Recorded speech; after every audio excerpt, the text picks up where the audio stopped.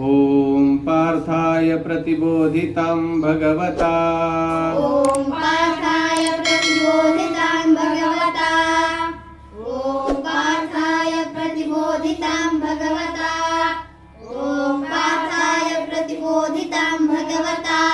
ॐ पार्थाय प्रतिबोधितं भगवता ॐ पार्थाय प्रतिबोधितं भगवता ॐ पार्थाय प्रतिबोधितं भगवता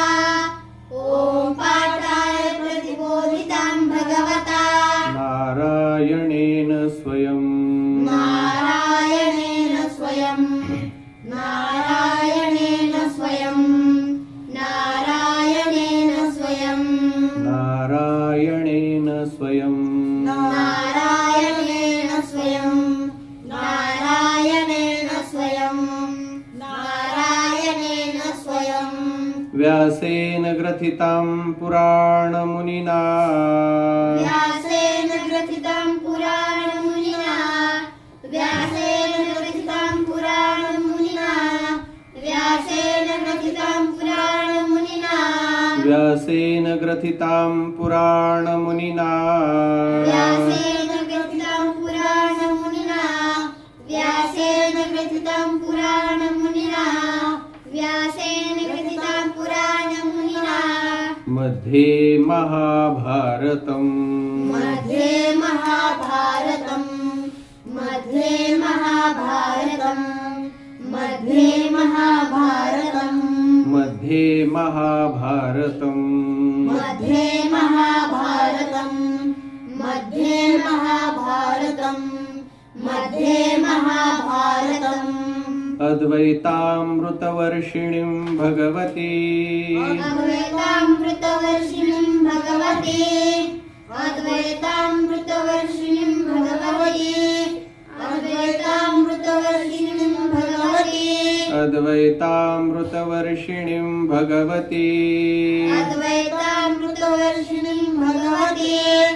अद्वैतामृतवर्षिणीं भगवती मष्टादशाध्यायिनी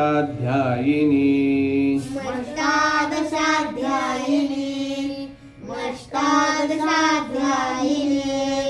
मष्टादशाध्यायिनी मष्टादशाध्यायिनी मष्टादशाध्यायिनी मष्टादशाध्यायिनी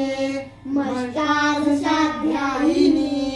मम्बत्वामनुसन्दधामि भगवद् मम्बत्वामनुसन्दधामि भगवद्